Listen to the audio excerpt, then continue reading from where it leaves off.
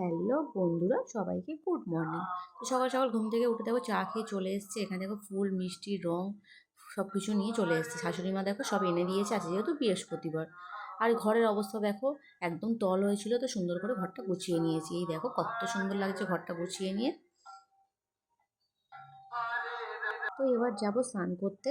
আজকে যেহেতু বৃহস্পতিবার অনেক কাজ থাকে ঠাকুর ঘরে, তাই দেখো ঘড়িতে 10টা 15 মতো বাজে।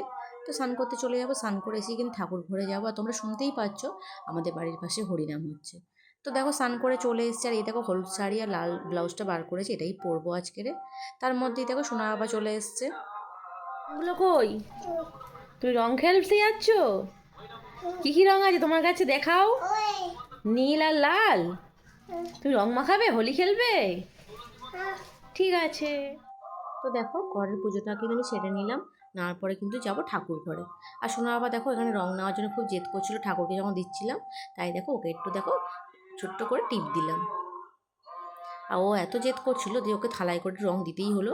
ও খেলা করবে বলছিল, তাই দেখো থালায় করে দিলাম। আর কি সুন্দর হাততালি দিচ্ছে দেখো সোনা বাবাটা। দিয়ে কিন্তু আমি দেখো ভালো করে মাথাটা দেখো মুছে নিলাম, নিয়ে কিন্তু এবার সিঁদুর পরে নেব। নিয়ে কিন্তু একদম রেডি হয়ে নেবো। তো দেখো একদম রেডি হয়ে নিয়েছে। আজকে দেখো এই ব্লাউজটা পরেছি, এই ব্লাউজটা খুব ভালো লাগে, পাড় দেওয়া রয়েছে কি সুন্দর। তো চলে এসেছি ঠাকুর ঘরে, এবার ঠাকুর ঘরের কাজ সারবো। তো দেখা হচ্ছে নেক্সট ভিডিওতে। টাটা বন্ধুরা, সবাই খুব ভালো থেকো।